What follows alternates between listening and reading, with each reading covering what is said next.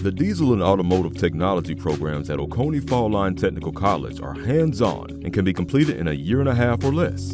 Students gain valuable experience working on state-of-the-art equipment and training aids, and even maintain the college's diesel truck and vehicle fleet, which allows them to see the real-world issues they'll encounter on the job before they graduate. During labs, students are exposed to every part of the automobile or diesel truck and are required to put the theories they've learned in the classroom and during lectures into action.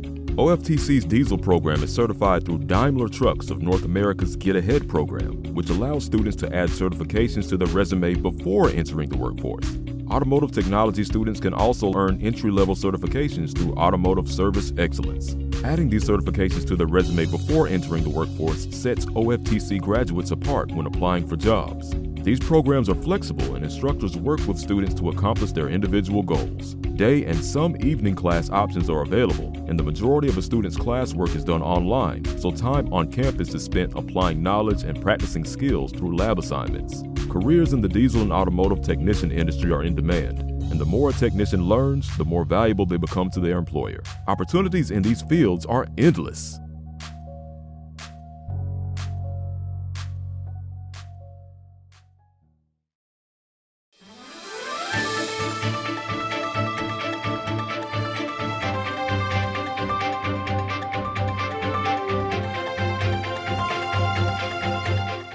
Welcome, everybody. I'm telling you, Stacey, I think it's the first time I ever interviewed you. It is, for sure. How about that? This is a first for me. It just kind of popped in my head as we're going on the air there, but it don't happen a whole lot. I've interviewed, not everybody, but a lot of people in the community, but you wear many hats, and I'm going to have you on a different show later on this week, and we're going to talk about foster children. But today we're going to talk about the City of Hope. All of you probably already know it's a ministry that we began about three and a half years ago. It's a homeless ministry, and we've assembled an incredible board. Stacey is one of the board members, but I just want to run down and let y'all know who's on the board of directors. So when you see us in town, got questions answered, just let us know. But of course, Julie is on there, my wife, you. Phil Bruce, he's the pastor at Cornerstone Assembly of God. Just a phenomenal board member, wonderful guy. I met with him yesterday. He was always in prayer for us. He's always, he had somebody yesterday, Stacey, that didn't have any food. He called me, and that's what we do. We go load up, take food to people on a pretty well a daily basis. And working in the schools. Yes, for sure. You see a lot of that. Lydia McClendon. What can you say about Lydia McClendon? She's awesome. Yeah, for lack of a better word, huh? Jessica and Royce Clark, a school teacher, works with you at East Lawrence Elementary. She and Royce are just phenomenal, very phenomenal. Jennifer Dickerson, she's a registered nurse here in our community. And Steve Yancey works with Rise Up. So we've got a very diverse board. We've got healthcare people, we've got mental health people, we've got people like us, we got school teachers, but we have a great board of directors, don't we? We do. We have a new board member coming on that I'm really excited about. Yes. So that also works within the school system. Yep. And I'm really excited about her coming on board and working with us. I think it's great that we have a diverse group because we meet a diverse group of people. Yeah. So I think it allows us to minister to them more efficiently. That's right. And that new board member is? Leanne Spivey. Yep. Yes, many people in our community, especially the East Dublin area, will know Leanne. Just a great all-around person. She's going to be a wonderful asset to us on our board. Yeah, Leanne's a wonderful Christian woman that loves people. Yes. She loves the Lord. If you love the Lord, you love people. Absolutely. It goes without saying. That's part of it. And the thing about people, when they talk to me, they say, well, James, I don't have nothing to offer. And I read a quote years ago, and it said, and it's even on our City of Hope page, God will use the most messed up person. And we all messed up. Yeah. We've all made mistakes in life, and we're all really messed up, but God will take us and use us. We see it all through the Bible, and we could go character after character in the Bible, but we do want to thank our board of directors. We've touched a lot of lives this past year, and let's kind of go backwards. Talk a little bit about what the City of Hope did at Christmas. So at Christmas, we were able, sort of a joint venture. We reached out, a lot of our teachers helped, people in the community helped. We had I can't even begin to explain. I believe we'll probably have some pictures up of the Christmas we were able to do for about 60 children. Even leading right up to Christmas Eve, we were still delivering Christmas when we, found out kids that had been left out. We were able to get Christmas. And I don't just mean one or two things. I mean, it was absolutely amazing to see the community come together for these children who technically, a lot of them would not have had Christmas without City of Hope reaching out. They weren't all homeless, but they were definitely in need, which is what we want to minister to. And I just was blown away. Bethlehem so graciously allowed us to use their facility. Their gym was packed with tables of gifts. And it was just amazing to see the community come together and just the number of gifts that were given to these families. It ended up being about 16 families. We also were able to help, but it ended up being about 60 children we were able to provide Christmas for. Yeah, and that number bumped up the last day or so because we had to add a few more, but a lot of people who would not have Christmas. And I don't know if most people know, but I was talking with some of the people that talked to Summer Falk during the holidays about the homeless children. There's over 600 children in the Lawrence County schools that are homeless. Doesn't necessarily mean they're living on the streets. They're couch surfing or living at an aunt's house, a motel room. They don't have a home. Or we have a family now. You and Julie are working with. We've got them in a motel now. We found a lady living in her car with 3 children. It's hard for me to spit that out without starting to get emotional. But we have her in a motel now, and y'all are working. Good Lord willing, Monday, we're going to have them in a new home. Yes, we're working on that today. Yeah. I think sometimes maybe some of our folks in our area may not realize that, we're not bringing homeless people to our area. The homeless are already here. Yes. It's not something we're reaching out, bringing them to. We already have them. Many people just don't realize it. It's not like metropolitan areas, or I was in Jacksonville a few days ago, and downtown in certain areas, you just see homeless out on the street everywhere. Our homeless population is not quite like that. We have homeless in, oh goodness, at least I could probably count on both hands the hotels that have homeless on any given day. That are living in hotels. We have students who live with a relative because they're homeless. Those students are homeless. They don't have a home of their own, and that's the people that we really want to reach out and minister to.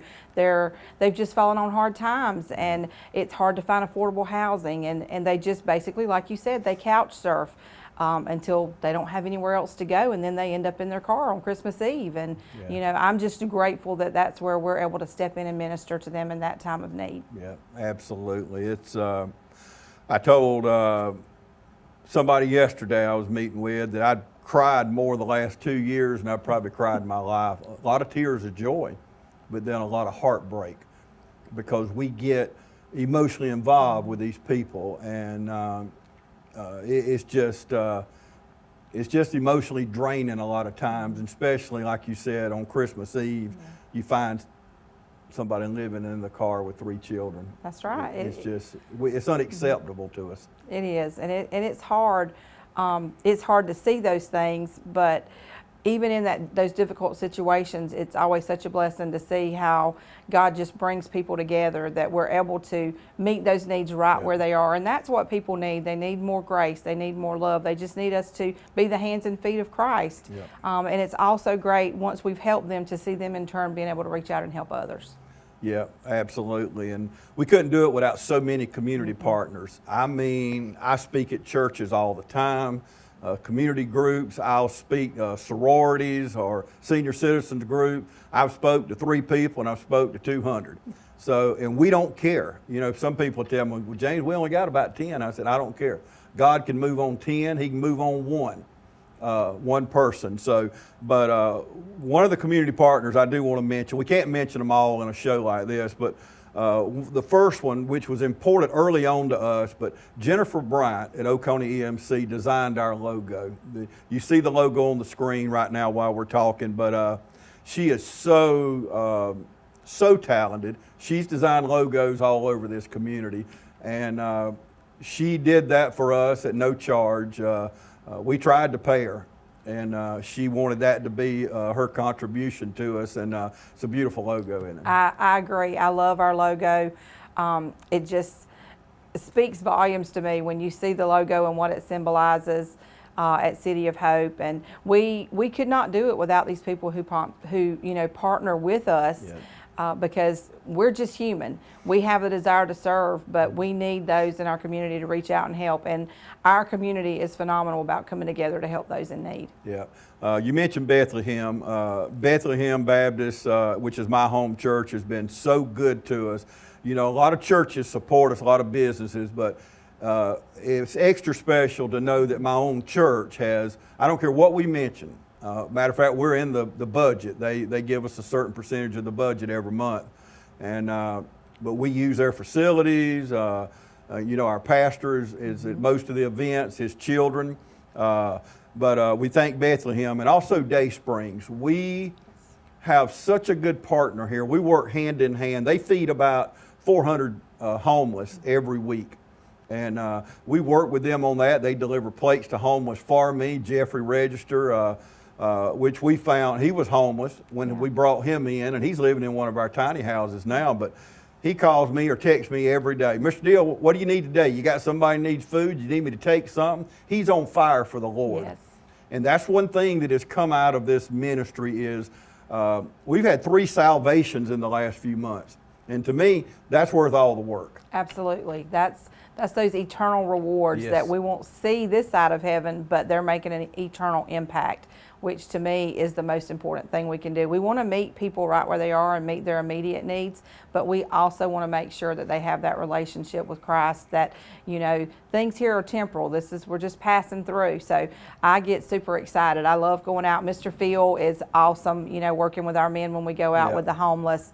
He gets so excited for the Lord, and seeing our people just come together. Teen Challenge is another. Yes. They bring, you know, some of the guys that are there, and we've gotten very familiar with them, and they'll pray with us. They'll pray with the men and women that come up, the children, and it's really just an amazing thing to witness firsthand. Yeah, but Day Springs, we do want to thank Kenny and Kim Rowland, the pastor there, and his wife, and Jason Prater at Teen Challenge. Those guys, we talked about Christmas. Let's talk about Thanksgiving. And you know, at Thanksgiving, we went out and delivered over 200 people were fed, but we fed at something different. We did it at the farmer's market. We did, and I was able to be there at the farmer's market while some of you others went out to the hotels and different things and then met up.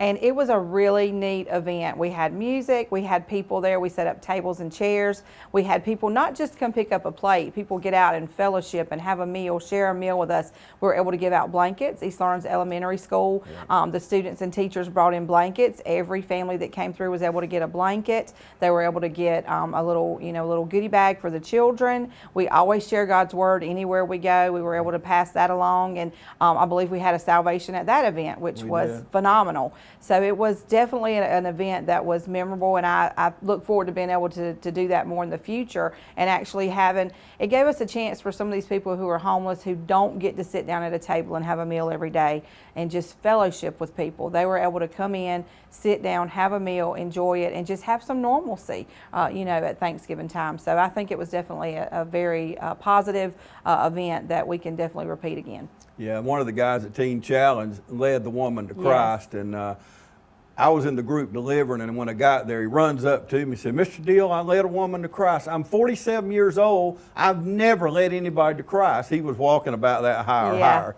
But anyway, it was a wonderful event, there's no doubt. We also had this past year a sidewalk Bible school. Oh, that was fun. I work at the elementary school, but I also have 7 children, so I'm always going to be child-minded. And Julie did great. Jessica Clark and her husband are really, they have servants' hearts, and they had done something similar to this before. And we had an area in East Dublin where you could come in. We had people doing haircuts. That was Kaylee Veal, I believe, was doing haircuts. She gave free haircuts, beard trims. We had music, we had fun, we just had fun. It was a fun event. Again, giving these children some normalcy, but also pouring the love of Christ into them. In March, we had a family fun day.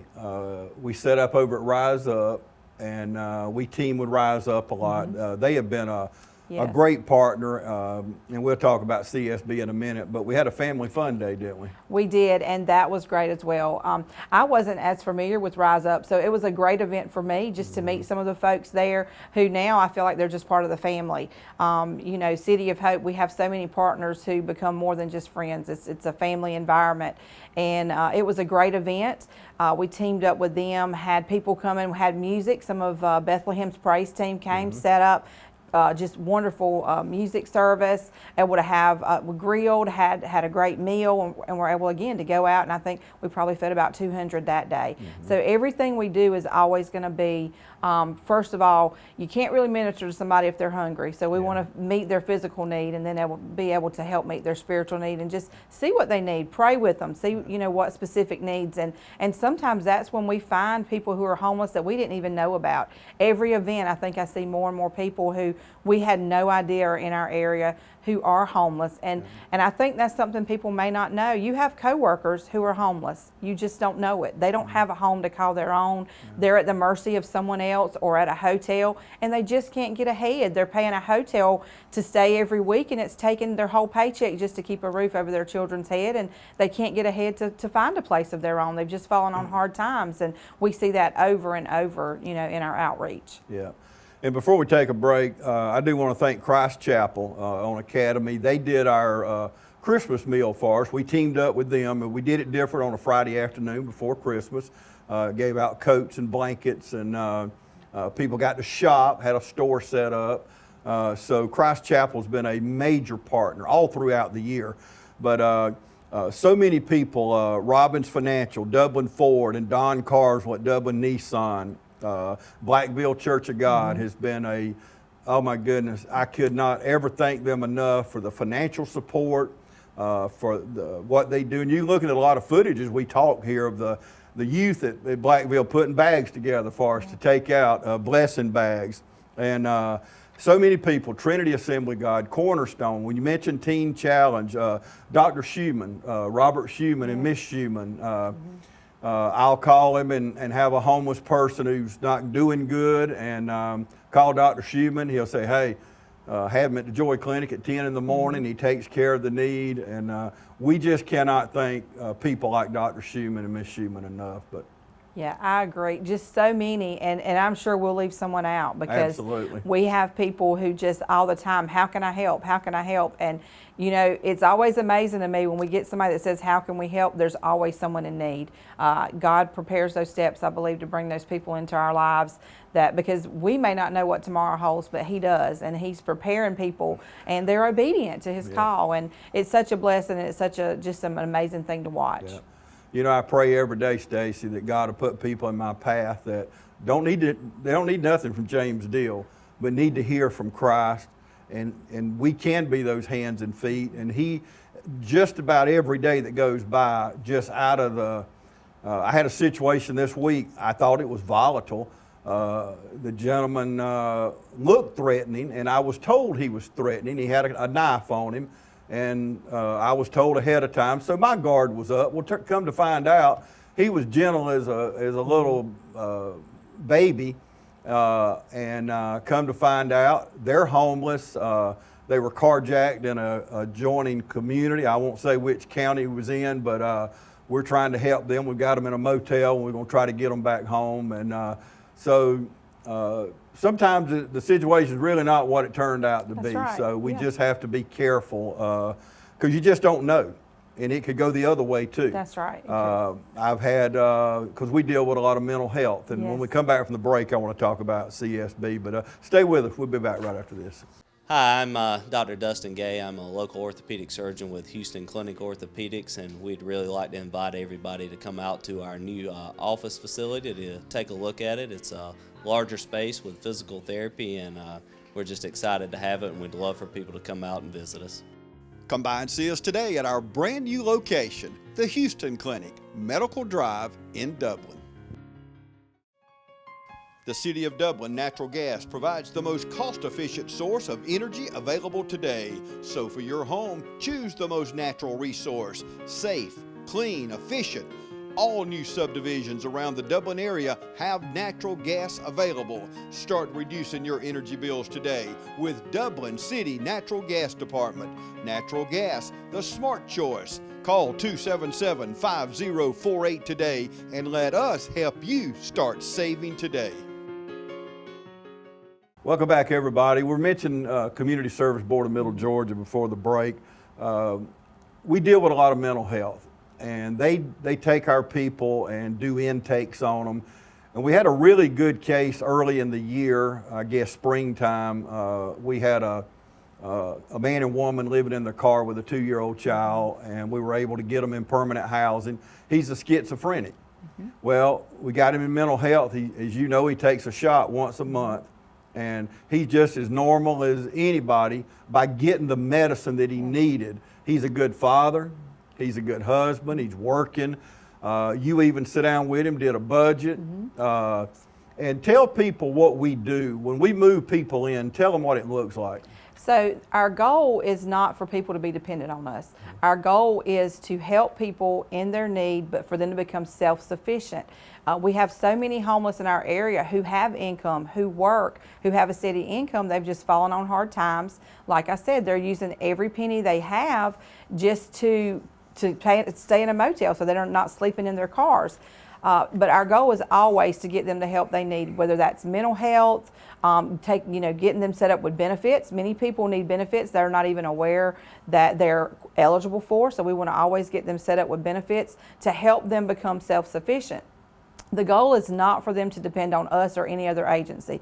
The goal is to help teach them how to become, self-sufficient members of society. Not for them to continue to have to be on this vicious cycle of depending on, the government or depending on, the help of others. The goal is for them to be able to live independently. Many of them have never learned how to prepare a budget. They have money, but they just spend it. They don't know. They're like, okay, I got to pay for a hotel. I have to have this. Yeah. When you can sit down with someone and go through a budget and say, this is the amount of money you have. This is what we need to pay first. We've got to pay rent. You've got to have lights. You've got to have groceries. And then to see those people get so excited when they have $5 left after they've paid everything they need, all their needs are met, and they have $5 they can put aside, and start saving. That's so important. And we were able to do that with that family. They just need a little help to get back on their feet. So that's our goal. We want to be a transition type, agency. We don't want them dependent on us. We want to help them in their need, prepare them. Many of these people, it's skills they've never been taught. So budgeting is key. Mental health is key, and we have a great partnership with them where they can go through an intake. Mental health, we're in the middle of a pandemic with COVID, but the mental health pandemic was here long before COVID was. And our society, I think, is just now catching up with the fact it's not something to be ashamed of. It is a problem that many people face, but it's treatable. And many of the people we see, the reason they're in the condition or living in the conditions they are is because they didn't have those services available to them. So we always want to partner with mental health and help our folks that we come in contact with, get them in touch, get them an intake just to see if there's any needs that need to be met there. If it's just a simple medication, maybe it's counseling. If these people have been homeless and on the street, they need some counseling. And that's something that you and I really can't provide for them, but we have that partner with CSB that is able to provide that service for them.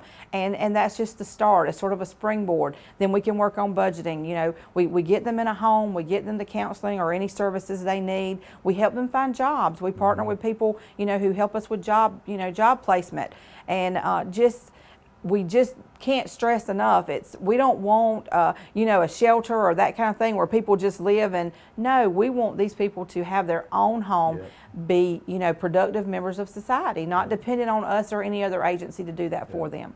Yeah, people ask me a lot of times what, in one sentence what we do, and we transform people's lives. And speaking of the guy you was talking about, I think when you did his budget, he called you the next month, had like $40 left over, and I told Julie, he was so proud. And I was telling Julie, I said, gosh, I remember when I was younger, I ain't had no $40 left over. So, I was still in the hole at the end of the week. So that's doing really good. And it makes them proud. It makes us proud. And you hit on it. Y'all, they go from living off the system and being a part of the problem in a certain way we move them to be a part of the solution. And That's they're right. paying taxes, and That's right. and these people, then they want to help.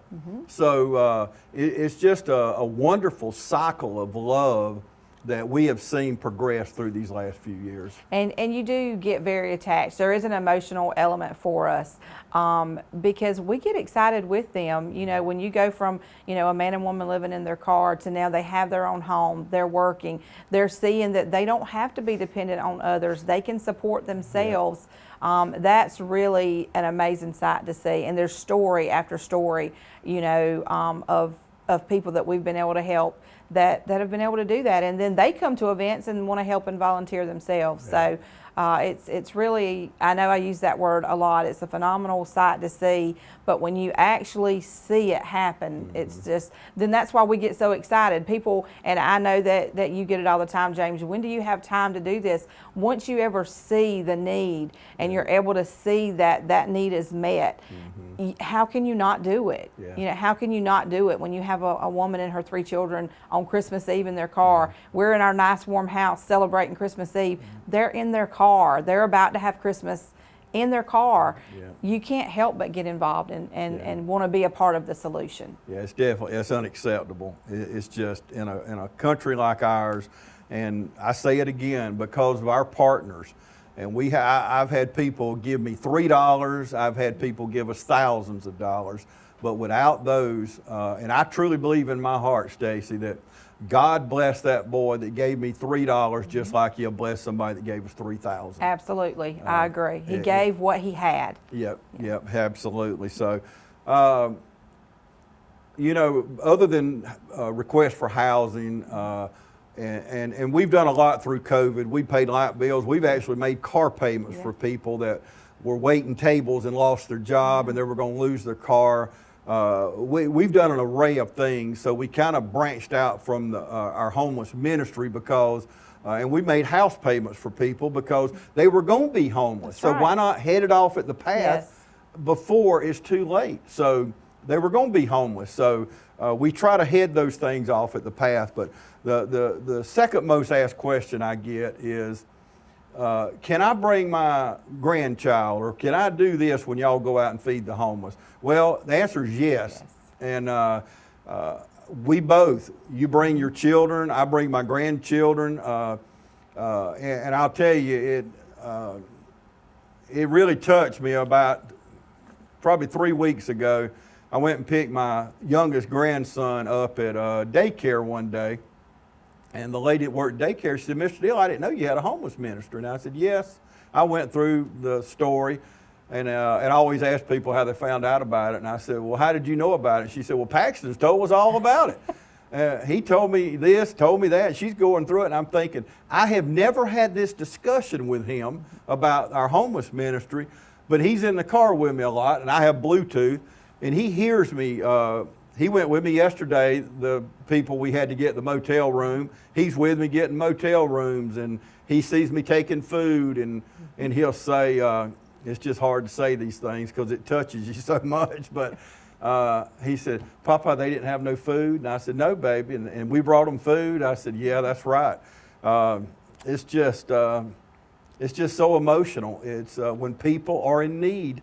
Whether it's Christmas Eve or April the 1st or whatever, when people are in need, when people are hungry, like the call I got yesterday, when people are hungry, I drop everything because you got to go handle that need. When God's burdened your heart, as He's burdened ours to carry on this mission, and I say all this to let people know, the third Saturday of each month, we go out just about every month. There's a few exceptions to that, but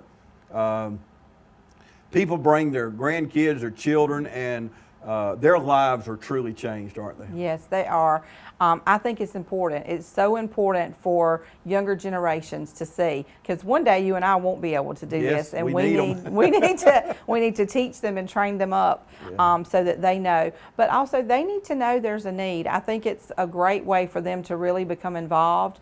It's a great way to make their hearts tender to the needs of others, and it's also a great way for them to see. You know, sometimes our kids think they have it really rough, and they they have no idea what goes on in our community, or even with the students who sit right next to them in class. So Yes. I think it's a great way. It's a great teaching tool that we can use. It's a great way to teach them to serve. We always, that's one of my greatest joys with my children is, especially my older girls, they have such a servant's heart. I don't think, it just is amazing to see, because they've watched and they've seen what you've done with the homeless, or they've seen what you've done to reach out, or they see on Christmas Eve that we drop everything and we go and do it. I think it's just a great teaching tool and a great way that they see that they can make a difference. Sometimes people say, I really can't do anything, I'm just one person.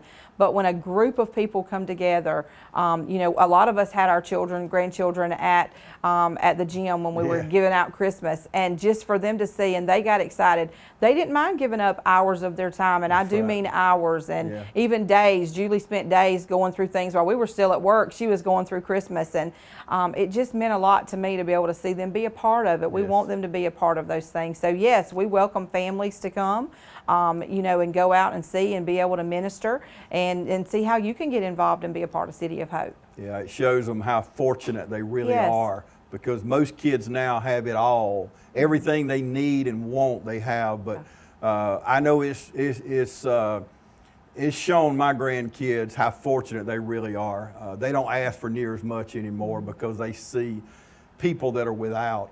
And we have many stories of lives that were changed other than homeless people, like we're talking about our children, grandchildren, and a lot of people watching now, their children and grandchildren. But Paul Williams called me one day, and they brought the Trinity boys basketball team. And those children, and most of those boys, all of them probably had way more than we all got more than we deserved. Absolutely. And the same with those boys. But Paul brought the boys basketball team, and they worked, loaded stuff, hauled stuff, prayed with people, loved people, hugged people. These are 15, 16-year-old, 17-year-old children that are doing this. And kids get a bad rap now, but most of our kids are good. And these kids boys were phenomenal. And I remember that afternoon my phone rang and I saw it was Paul, and answered the phone, and he said, James, first of all, I want to thank you for letting us take the basketball team. And the second thing, I want you to know it changed their lives. They did not know that this existed in Lawrence County. And most people that go with us, I had one guy go with us, he's like 75 years old, and he was at Christmas last year, and he said, James, this is the best Christmas I ever had. He said, I'm so thankful you let me be a part of this. And when you hear people like that, making those kind of comments, and we can go on and on and on with things that are said, but lives are being changed, and not just the homeless, not just the poor and the needy, but lives are being changed in our children and grandchildren and us. And my life's changed because, if you'd told me 5 years ago I'd be doing this, I thought you slapped crazy, because at 61, I wasn't planning on going out every day and doing things like this. But as we said earlier, Stacey, when God burdens your heart, you don't have a choice in the matter. That's right, yeah. And you can tell when God really burdens someone, because it's not a matter of, how can I do it? No, you just have to do it. And we see that time and time again as our churches partner with us. Schools, we were very fortunate. West Lawrence High School canned food drive for Thanksgiving, different things. Over 2,000 cans. We're thinking, we're going to get a couple bags of groceries. No, over 2,000 cans of food that those students, and they're a part. They're sowing into a ministry that will have eternal rewards. And, what greater joy can there be? The elementary kids coming up, and I'm fortunate, I get to love on children every day, which is such a blessing. And I work with a great administrative team who is so supportive of our students, those in need. And I was fortunate enough that every time they brought a blanket to Miss Brooks, I was able to see they were excited. They were bringing in a blanket for someone who was going to be cold. And those are just rewards and benefits that most people don't get to see. And I count myself very fortunate to be able to witness that firsthand. And once you ever do, you just can't really imagine life any other way. I know last year, East Lawrence Elementary did a blanket drive, and I remember going picking them up, and I never got them in my SUV. It was like, help me push the back hatch down to get them in. But what touched me about those children was the principal at the time, Miss Dean, asked me would I say something on the intercoms, which I did. And then she asked me would I go around to some of the rooms that I think got the most blankets or whatever. And so I said, yeah, absolutely. I'll go around and speak to kids. And so I went around to, I guess, 4 or 5 rooms, maybe a few more than that, and got to talk to them and tell them what they had done. And the second part of that is in some of those rooms where some of the people were helping. So it was, it's so emotional on many levels. Oh, yeah. And then I got to tell, and I'm so thankful for our educators, but I got to tell the Christmas story. They never stopped me. I didn't ask could I do it, but I shared the Christmas story with them because I guess God just laid it on my heart at the time. I didn't plan it, but it might be the only time some of those kids hear that. That's right. And we work with a group of phenomenal educators. You know, I think our district as a whole is great. I don't think you'll find a better district anywhere. It starts with the Clifford Garntoe. Yes, he's been great. He's you know, I think been instrumental in some of the changes we've seen throughout our school district. But yes, at the elementary school, Kelly Dean is our principal, and she is amazing. Phenomenal. And I've had it happen. We have students who we help through City of Hope, and I've seen her do it time and again. Do they need something? You know, what can I do? She gets involved. She doesn't just talk the talk, and there's so many teachers there that do the same thing, that want to reach out. We did an angel tree this year with coats and things. We have kids at our school who didn't have a warm coat and shoes. I never had a question about were we going to be able to meet all those needs. We met it and more. I had teachers come up afterwards. Do you have any more kids?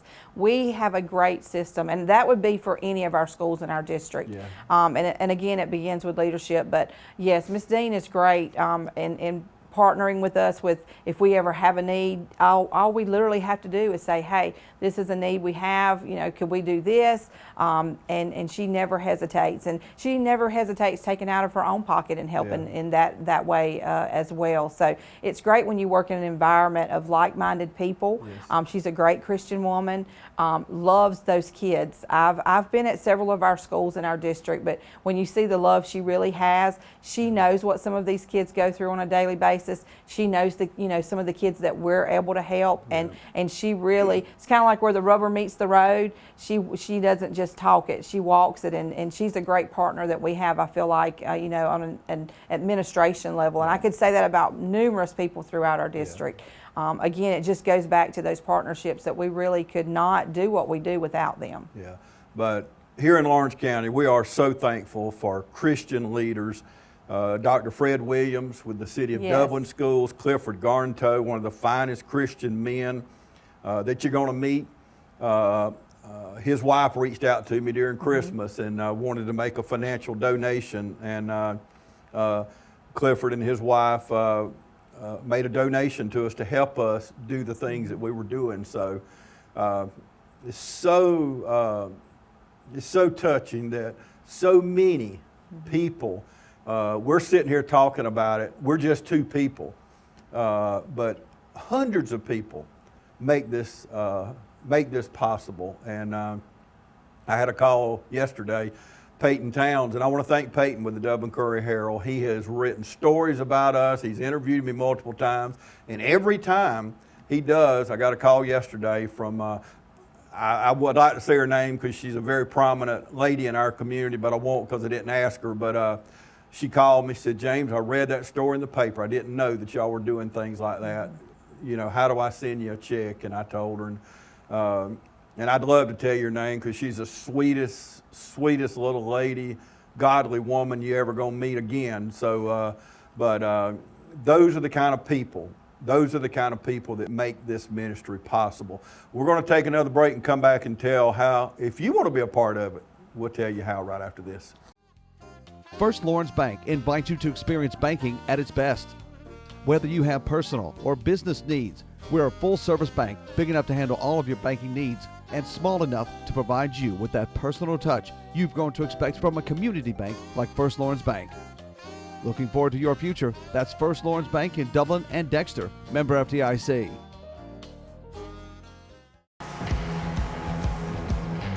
You've got miles and miles of grass to mow. So you're going to need a machine built to perform, day in and day out, season after season. You're going to need a Gravely, built to mow the distance. Find your new Gravely mower at Myers Equipment and Supply, 301 North Jefferson in Dublin.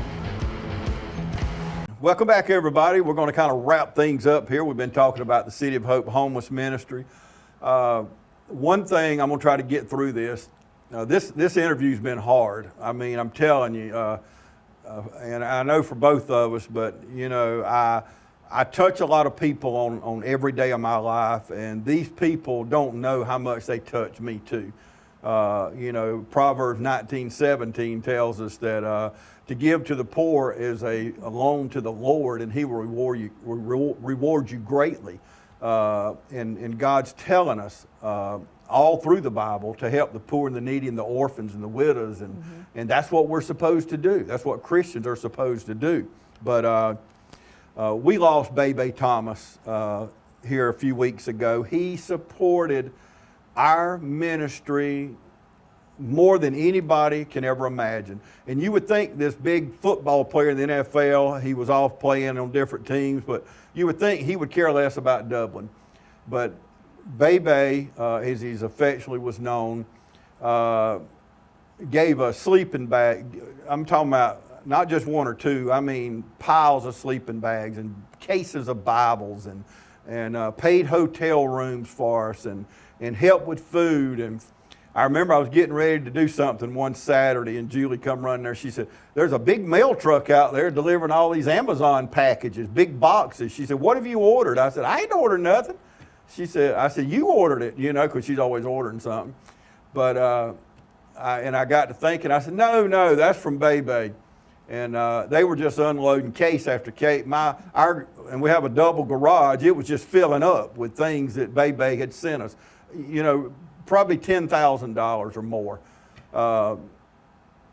And we lost him. That's quite a loss to the community, regardless of the City of Hope. But he was a great partner of ours. He was a great partner of this community. He did many things, football camps for young people, and so many things he did for young people. And if you run into him at the store, Stacey, you never knew he was this great NFL player because he didn't act that way. That's right. And you was familiar, I know, with how much he helped us. But we miss him, and also his uncle that raised him, Mr. James Brown, school board member Yes. with the Lawrence County School Board, was a dear friend of mine, and it was a tragic loss. They died 2 weeks apart. Yeah. It was a tragic loss for our district. I Yes. can't stress that enough. Yeah. He was a great board member. He advocated for our entire district. Yeah. He saw no district lines, or Yeah. he didn't see his area or his district. He was just a tremendous asset to our board. And again, that neither one of them you would ever know how much they did. Yeah. Just like Bebe Thomas, people are just now finding out some of the things that he did because he didn't do it for that reason. Yeah. He did it from the heart, and things like that can never be replaced. And it is hard. We do have ways that people can contribute if they would like to contribute and help. You'll see on your screen, you can always mail a donation to our P.O. box.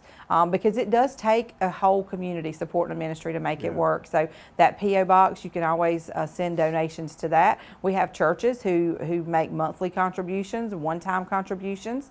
We've tried to catch up with technology, and so we do Venmo and PayPal to make that easier. You can always go by your local Morris Bank or Bank of Dudley and make a contribution. We've tried to make it as easy as possible. You can always reach out to James, Julie, or I, anyone on our board of directors. You can go on our City of Hope website, and will be a link there that'll also allow you a little more insight to what we do, and to the people who are on our board to have a little insight there.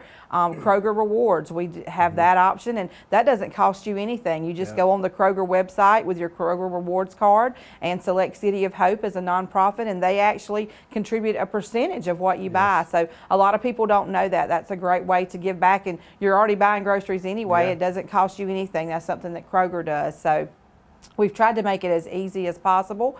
If your church or organization, maybe you have a school organization, would like to have someone come speak, James is always more than happy to do that, just to get the word out. Any of us are always happy to really educate, especially our young people, on ways they can help and make a difference. In the two last things, we do have a need now, and I prayed about this, and I believe somebody's watching that could help us with this, but we've had some land donated to us, and we really want to see this to fruition. But the only thing standing in our way is we need someone to help us with a well, and we need somebody to help us with a septic tank. If we could cross those hurdles and get through those health department hurdles, we could move forward with our building phase and put 6 tiny homes on this land.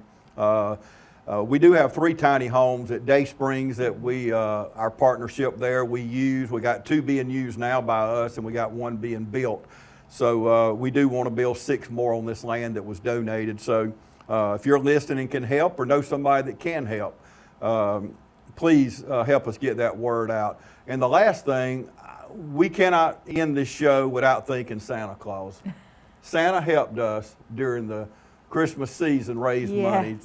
Tell about that. So Santa did videos, and it was a great fundraiser. I loved it. My kids loved it. You were able to send in, things about your child, and Santa sent a specific video with your child's name, the things they enjoyed, and just to see the kids' faces light up. I know my own children could not believe he knew what they liked. He knew their puppy's name. So I hope that is definitely something we can continue and carry on, because it was amazing. And all those funds that we raise and donations go right back into our community and those that we're helping, and the transitional housing that we want to be able to do. We don't want to put people there to live permanently. That's right. We want to have an area where those people can stay while we find them homes, so that we don't have to keep paying hotels by the week. Amen. And we can use that money to help them to actually begin to contribute themselves. So it's a great project, and I believe we're going to see it to fruition. I believe that God started that. I believe it's going to come to fruition, and I believe that people are going to be obedient to His call and provide what we need. It's all about stepping out on faith, and this community has shown time and time again that they will support ministries and those in need. So, but yes, Santa was a hit this Christmas, and we can't thank you enough, Santa. Those videos were amazing, and that's precious memories you can save. They were sent in a file, so you can save them, and we look forward to doing that again for sure. How many ministries has Santa Claus as a spokesperson? I mean, that tells you we got some connections out there. And we want to thank Marshall Floyd for setting all that up for us. He did a lot of the background work, got Santa involved in it, and obviously he was a good boy to be able to do that. But we want to thank. I want to thank Stacey for sitting down with me today. I wanted to get one of our board members, and all of them work hard. Stacey and Julie works hard on these houses, and when we move people in, and just on a last note, when they move in, there's milk in the refrigerator, food in the cabinets. We furnished it. We move people in, help them get the power on. I mean, we don't just get them in and let them go and just out on their own. We handle all those details. But thank you so much. My first interview with Stacey. I'm going to try to get her back later this week and talk about another topic. But thank y'all for joining us today right here on TV 35.